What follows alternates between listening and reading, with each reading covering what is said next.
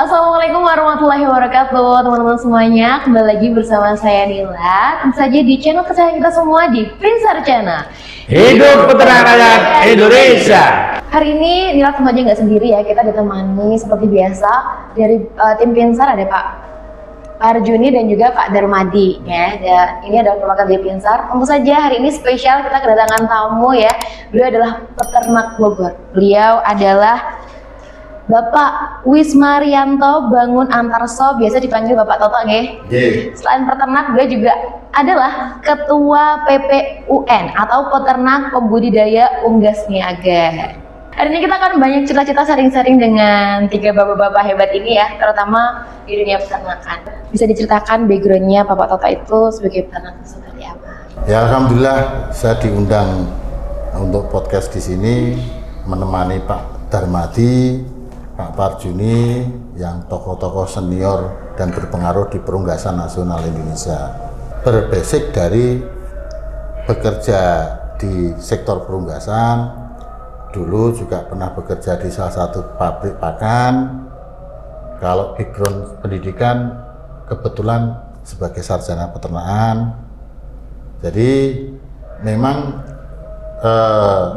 sejarah perunggasan kalau dari tahun 90 sampai sekarang insya Allah saya mengikuti.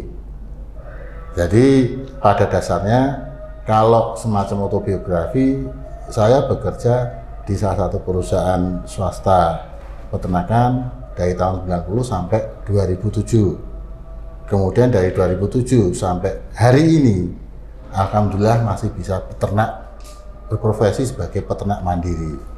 Berarti sudah puluhan tahun melanglang buana di dunia peternakan ya Pak? Ya kira-kira seperti itulah. 35 tahun. 35 tahun, luar biasa. Jadi ya seperti itu kalau saya lihat. Kalau problemnya sebenarnya semua usaha asal bisa ditekunin dengan baik, saya pikir bisa memberikan satu harapan mengenai masa depan. Jadi kenapa terjadi fluktuasi, banyak peternak yang bangkit, banyak peternak yang bertumbangan. Itu memang kalau saya lihat selama ini berdasarkan pengalaman ada dua faktor. Yang pertama, kemampuan adaptasi dari masing-masing individu, dan kemudian kebijakan itu menunjang apa tidak sepanjang dia melakukan pekerjaan sebagai peternak.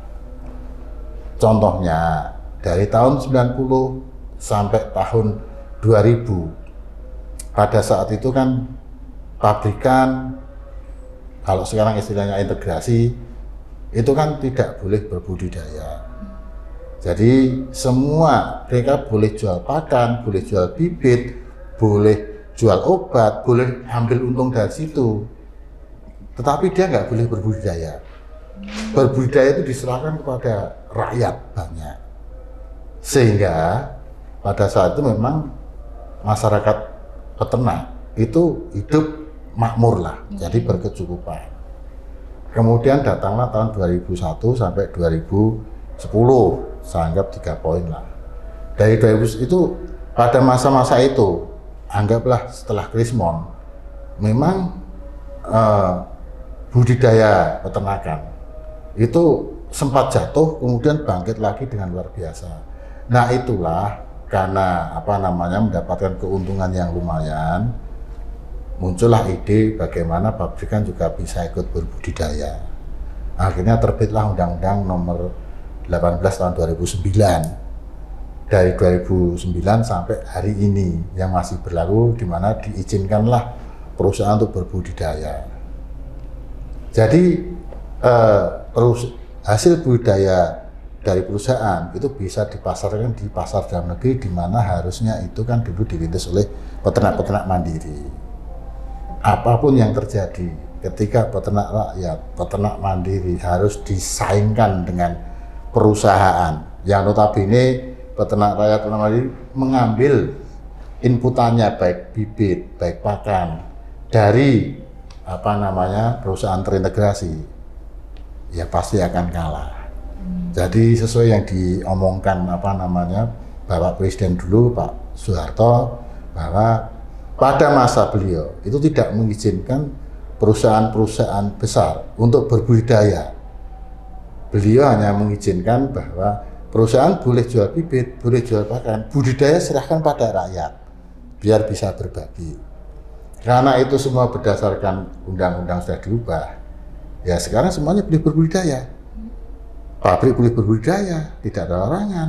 Peternak madu juga boleh berbudidaya, dan semuanya bebas untuk memasukkan hasil budidayanya ke pasar tradisional. Sehingga terjadilah persaingan murni antara peternak mandiri dan peternak rakyat dengan perusahaan-perusahaan yang terintegrasi.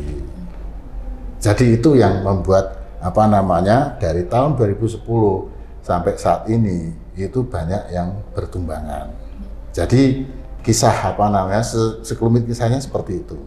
Pak Toto tuh gimana sih kayak bisa berpegang teguh, kita ada untuk bertahan gitu, padahal jelas ada pakannya yang mungkin harganya sangat melonjak, ada banyak penyakit yang mungkin menyerang ternak, terus ada DOC yang mungkin harganya yang fluktuatif gitu.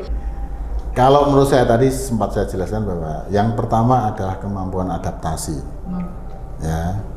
Kalau waktu masa-masa awal saya beternak itu kan kebanyakan kandang itu model kandang open atau kandang terbuka, kandang tradisional. Ya kalau zaman sudah berubah, kemudian semua harus ke teknologi close house atau kandang tertutup. Suka atau tidak, mau atau tidak, ya kita harus berubah ke arah sana. Kalau masalah strategi bagaimana bisa bertahan, mungkin saya perlu sedikit cerita. Dulu saya itu ternak rutin, jadi setiap minggu pasti masuk bibit. Kemudian setiap minggu juga pasti panen ayam. Tapi pasti untung. Dulu masih untung, ya, masih enak karena selalu saingan kita adalah teman-teman sendiri, bukan perusahaan. Ya. Kalau sekarang dengan bersaing perusahaan, Mbak Nila bisa bayangin. Kalau misalnya saya punya harga produksi, pokok produksi saya itu 20.000, kemudian perusahaan itu dia mensuplai bibit, mensuplai pakan, pasti ambil untung semua. HPP dia itu bisa jadi ke angka 16.500 atau bahkan 16.000. Apa yang terjadi kalau di pasar harga jangankan 19.000, 18.000 aja lah. Artinya kalau 18.000 secara konglomerasi mereka itu masih untung karena HPP mereka itu cuma 16 sampai 16.500. Sementara peternak-peternak kayak saya dan teman-teman itu harus di HPP 20.000. Itu pun dengan kategori ayamnya itu sehat dan normal. Jadi kalau di angka 18.000 harga jualnya, jelas kita rugi 2.000. Tapi mereka masih untung at least 1.500 rupiah. Nah kalau ini berlangsung terus, kan suatu persaingan yang tidak adil. Ya, jadi bagaimana supaya bisa bertahan? Itu Pak Toto masih eksis gitu. Nah, akhirnya apa? Dari dulu yang saya rutin, sekarang saya hit and run. Hit and run itu maksudnya kalau misalkan dulu anggaplah contoh, saya cuma masuk misalnya 10.000 per minggu rutin dulu. Sekarang kalau saya melihat peluang kelihatannya bagus, ya saya tetap seminggu itu masuk, tapi bisa cuma masuk 1.000. Tapi bisa juga masuk 20.000. Artinya kalau saya melihat peluang bahwa nanti ke depan panennya itu bakal menurut perkiraan itu bagus, ya saya akan baru mulai menginjak pengambilan bibit. Lah, itu salah satu cara untuk bisa bertahan. Nah, saiki kok sampean ngerti nek sesuk harga bagus. Nah, berarti kan kita semua itu kan berdasarkan dari pertama kita harus mau menerima semua informasi tanpa kita tutupin dulu. Kadang-kadang kita tuh kalau ada teman ngasih informasi, oh sekarang bibit banyak, oh sekarang bibit kurang. Kadang-kadang kita tuh menutupin itu, merasa kita paling benar. Nggak percaya sama situ, gitu loh. Kadang-kadang ego kita juga yang kita andalkan. Ya, padahal kalau ada masukan, terima dulu apapun masukan itu. Kemudian cari masukan sebanyak-banyaknya. Sekarang terpaksa harus seperti itu. Karena kalau nggak seperti itu, ya tumbang. Lah bayangkan toh Mbak, kalau kita ngomong paling dasar aja. Kalau misalnya Persatuan Sepak Bola Kediri kalau lawan Liverpool kira-kira di depan mata bakal menang apa kalah? Apapun yang terjadi, kan bukan lawan yang seimbang. Kecuali kalau kita tahu pemain Liverpool ada 8 orang yang kakinya patah. Ya ora dimainke. Itu pasti bisa menang gitu Mas. Itu kan analog yang kita harus cerdas mengambil momen-momen seperti itu. Pasti ada dan sekali lagi pasti ada. Kadang kalau dulu misalnya setiap bulan saya mau mengeluarkan operasional, taruhlah Rp1.000, berapapun kondisinya. Sekarang kalau misalnya saya itu nggak masuk ayam pun, saya mending nggak masuk ayam tapi masih mengeluarkan operasional Rp1.000 daripada saya masuk ayam, punya potensi kerugian Rp4.000 gitu. Itu ini salah satu, bukan salah satu saya bertahan. Terus nomor 2 yang paling penting di sini, kita harus jaga performa produksi itu mutlak. Nggak boleh ada performa produksi yang jelek. Dari manajemen kandang ya? Dari manajemen kandang, hasil dari sistem produksi kandang sendiri. Jadi performa produksi itu misalnya kita sama-sama pakai pakan 2 kilo. Yang satu bisa jadi ayam 1,4 kilo, yang satu cuma jadi ayam 1,1 kilo. Yang 1,1 kilo ya pasti akan tersingkir. Pasti akan menang yang 1,4 kilo karena sama-sama pakai pakan yang beratnya 2 kilo. Itulah maksudnya efisiensi produksi. Suka atau tidak, mau atau tidak, kalau kita mau bertahan ya performa produksi harus optimal, sudah itu. Karena harga kita nggak bisa nentuin, kita tergantung pasar kita nggak bisa lawan. Jadi gini Pak, kalau saya simpulkan, ya memang Pak Toto ini harus kompleks datanya, sehingga dia melangkah itu sudah punya rambu yang kira-kira nanti aman dan tidak. Jadi secara analisa ada, sehingga pada waktu kita memutuskan chicken itu punya prediksi gambarannya tidak akan rugi. Selain di belakangnya tetap mempertahankan performa tadi harus benar-benar maksimal. Nah, untuk biar bisa seperti Pak Toto tadi membaca strategi dan lain-lain itu tadi, apakah bisa dipelajari dengan singkat atau kita harus sharing-sharing aja cukup Pak? Ya, salah satu yang dilakukan Pak Toto ini kan selaku Ketua Umum tadi BPUN ya. Di situ pasti ada komunikasi dan informasi baik dari pabrikan maupun sesama teman peternak. Itu juga menjadi informasi beliaunya dalam memutuskan segala keputusan mau chicken atau tidak. Jadi memang posisi sekarang memang komunikasi informasi yang tadi dibilang Pak Toto tadi, tapi itu mungkin terjadi mungkin setelah 2010 ya Pak ya. Tapi sebelum 2010 mungkin Pak Toto sambil menjamkan mata masuk saja pasti untung kan gitu. Tapi setelah 2010 ke sini memang penuh strategi tadi ya. Dan sebelum 2010, apalagi setelah 2010. Saya sama Pak Dar ini mungkin belum pelihara ayam. Ya. Masih ikut Pak Toto tadi loh. Dasarnya kita harus berjuang beradaptasi, apapun yang terjadi performa harus bagus. Itu sudah mutlak, tidak bisa dibantah lagi. Mau kondisi jelek, kondisi bagus, performa harus bagus, itu dulu. Baru yang lain kita nyusun strategi. Performa itu efisiensi produksi Mbak.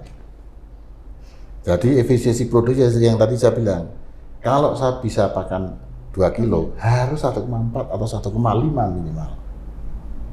Jangan sampai terjadi ayam saya dapat pakan 2 kilo, ternyata cuma jadi ayam sekilo, bahkan 1,1, 1,2 bahkan cuma sekilo. Apakah itu bisa terjadi? Sangat bisa terjadi. Dari mana? Dari pengetahuan teknis. Ayam kepanasan, heat stress, kemudian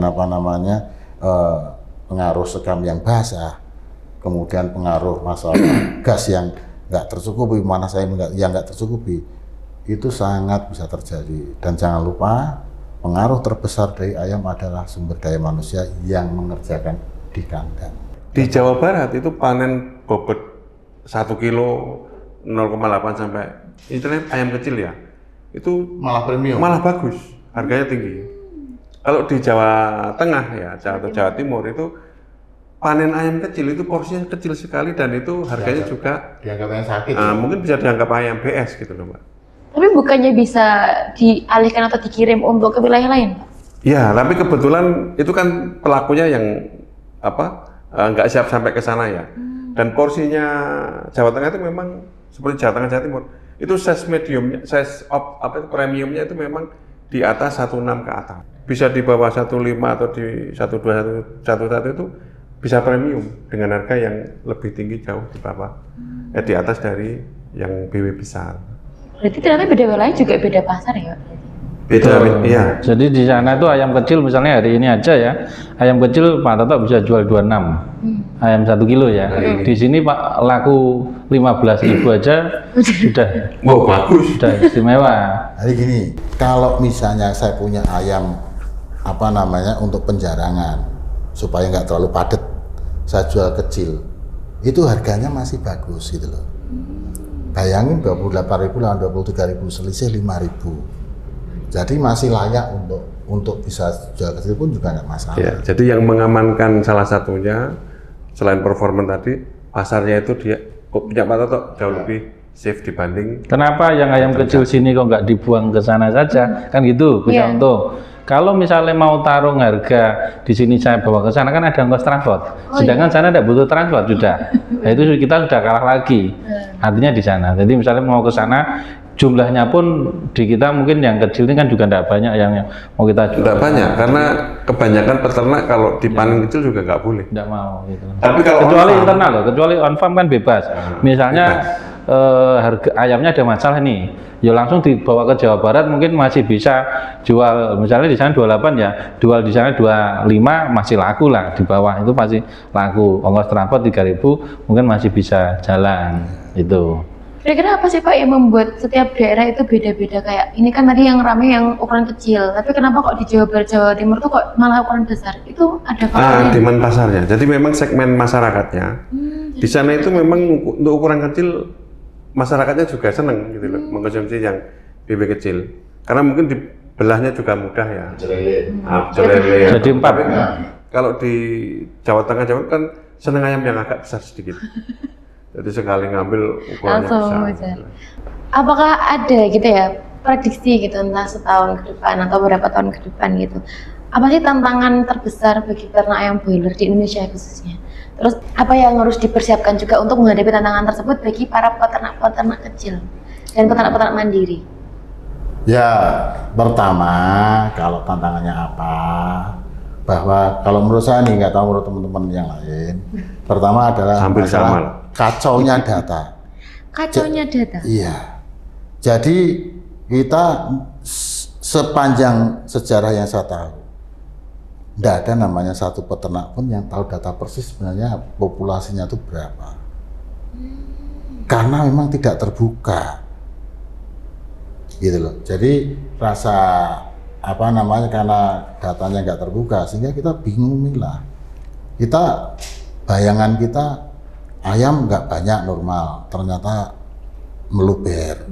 Sehingga timbul oversupply. Kalau oversupply terjadi, sudah pasti ekonomi berjalan, harga ya hancur. Tapi kita beranggapan bahwa ini oversupply. Ternyata bibit nggak ada. Nah, data-data itu sepanjang masa itu memang nggak ada yang tahu. Dan memang tidak terbuka. Jadi walaupun ada tapi nggak terbuka. Tetapi memang kita tidak bisa mengatakan 100% ini benar gitu. Ya. Terus, contohnya misalnya populasi ya. Terutama di Jawa Tengah yang saya tahu selalu ada hitung data update setiap 2 minggu sekali. Tetapi itu juga kira-kira. Artinya kira-kira itu begini. Mereka menyampaikan ke saya misalnya katakanlah 100.000 ya. Tapi kan di lapangan tuh sebenarnya bisa berubah. Mungkin sebenarnya 105 atau 90.000. Nah ini menjadi kepekaan kita dalam feeling kita bahwa posisi sebenarnya sekarang itu seperti ini. Tapi itu estimasi. Mungkin saya nambah ya berkaitan dengan data.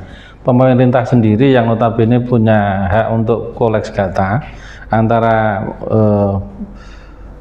kemudian Kementerian yang mungkin di bidang statistik ya, data statistik itu kan data nasional ya, semuanya masuk sana. BPS itu dengan datanya Kementerian Pertanian, Kementan itu sudah beda. Kemudian data dari antara pabrik satu pabrik lain beda.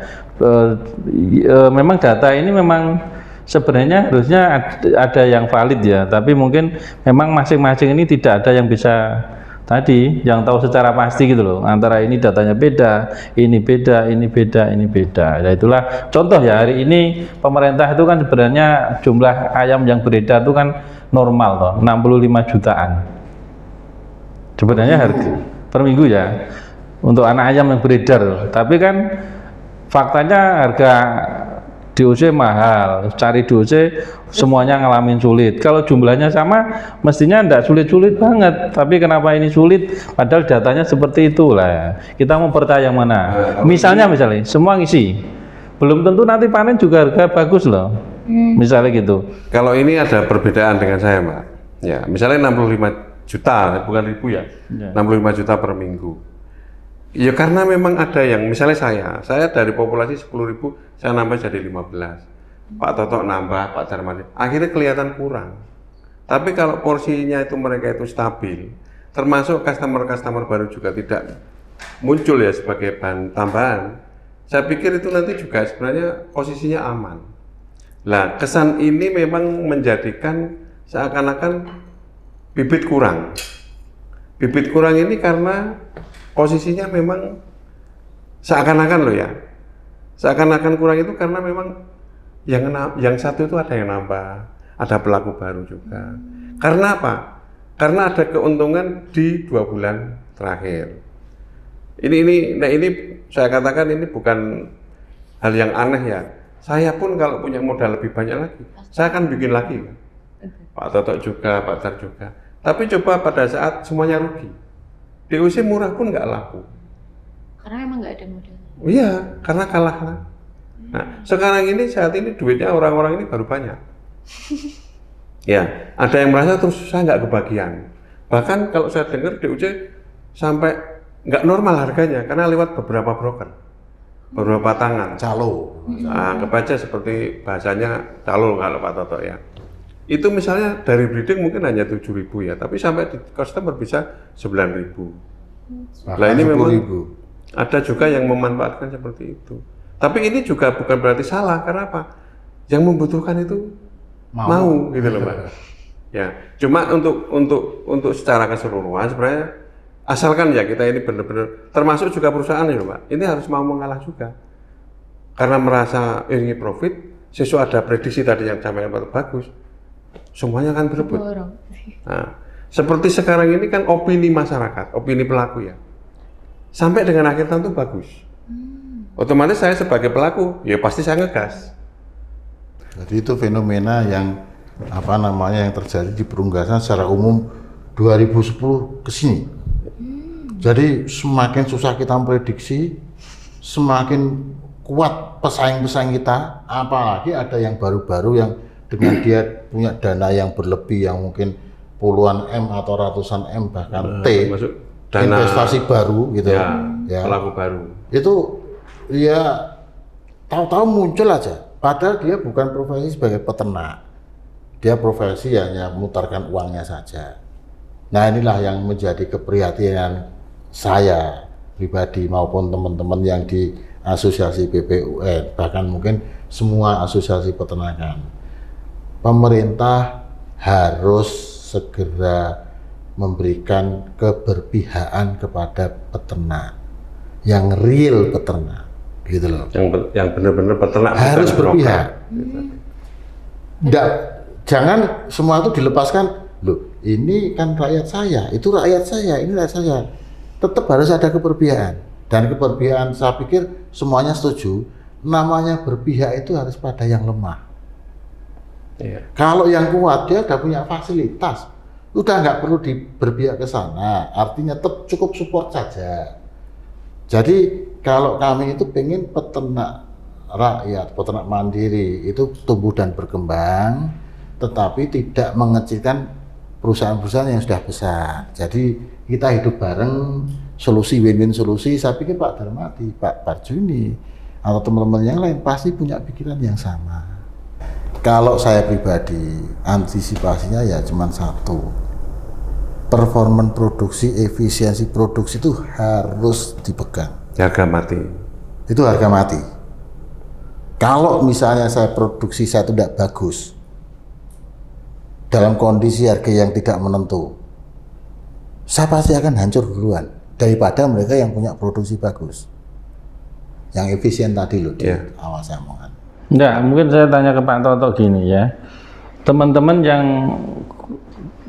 yang berat, yang tutup lah kasarnya, mungkin termasuk yang termasuk saya juga, itu kan gini, itu bukan performa tidak bagus loh, efisiensi produksi juga bagus, tapi karena harga yang ekstrim naik turunnya, bahkan kemarin yang termasuk menggoncang yang di saya itu kan 2024 Agustus September, Oktober 3 ya, itu kan yang berturut-turut gitu ya. Itu tadi itu performa juga bagus sebenarnya. Mungkin memang strategi membaca peluang sama kemudian mungkin dari sisi lain ya, penataan putaran cash flow tadi mungkin juga juga penting dalam menjaga ini. Jadi gini, gitu loh. Kalau performa saja misalnya fokusnya di performa produksi, peternak mandiri kita, peternak mandiri kita sudah luar biasa lah. Jadi gini, berimbang. tadi kan saya ada dua, masih ingat kali dari awal.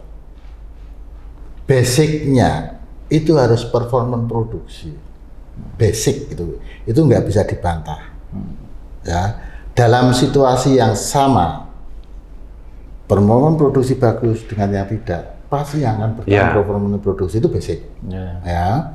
Sehingga ini harus kita pegang. Saya setuju dengan Pak Darmadi.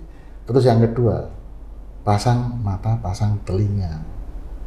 Kalau memang ini oversupply dan sebagainya, saya melakukan, kalau dulu saya rutin per minggu bisa masuk, sekarang tidak. Artinya hit and run itu hanya salah satu, bukan semuanya. Masih banyak strategi teman-teman.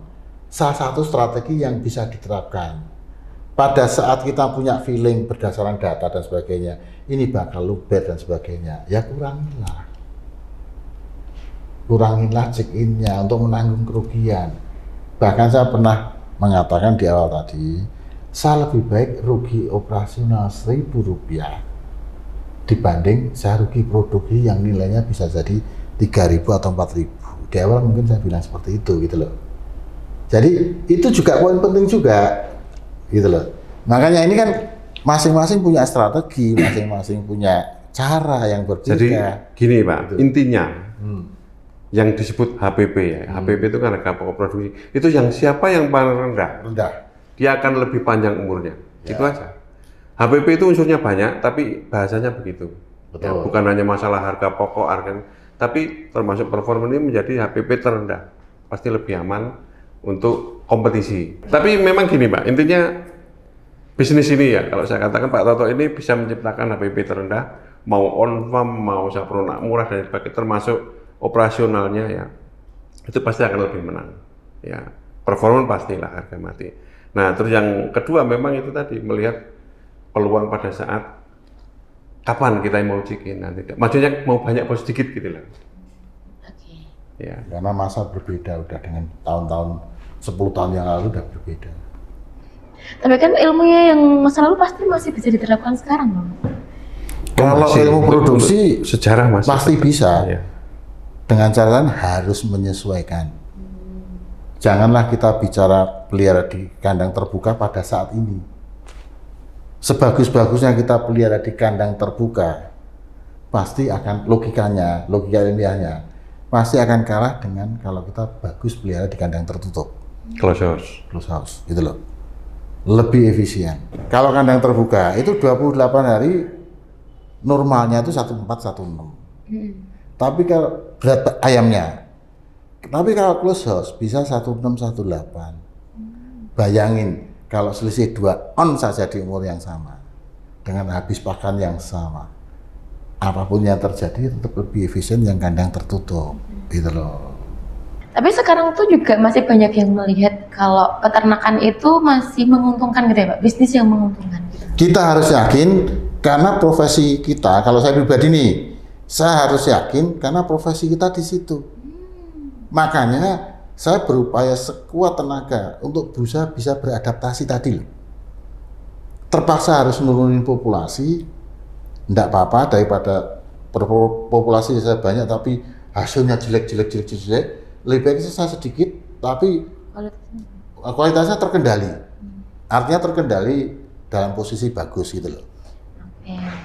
Mbak, untuk pertanyaan saya terakhir nih, minta nasihat dari Bapak Toto ya untuk para teman-teman yang mungkin mau beternak tapi masih ragu, atau mungkin sekarang sudah mulai beternak gitu. Jadi para peternak-peternak muda gitu supaya mereka bisa bertahan long lasting seperti Bapak Toto.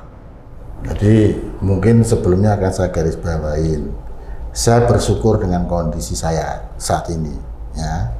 Apakah sukses atau tidak itu orang lain yang menilai. Kalau misalnya Anda mau terjun di peternakan, terjunlah secara totaliter. Jangan setengah-setengah. Ya ikutin perkembangan perunggasan, ikutin tekniknya juga, pahami pasarnya, pahami situasinya.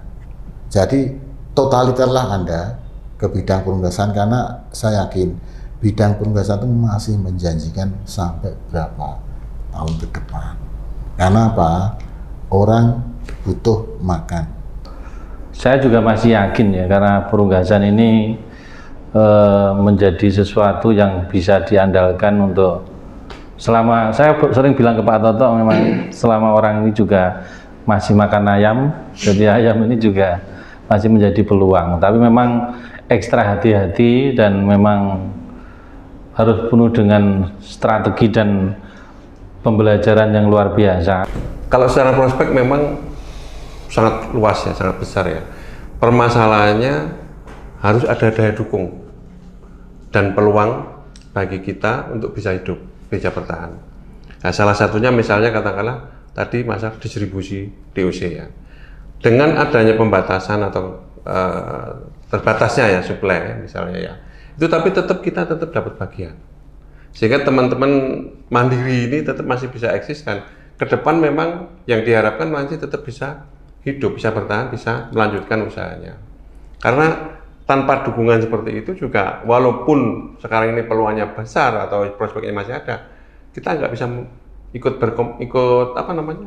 menikmati di posisi itu.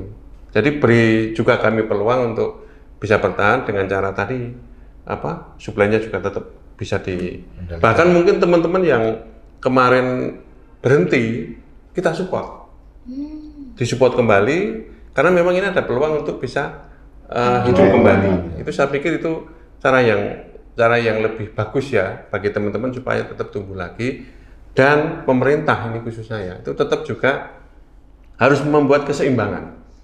Supply demand ini menjadi kunci juga.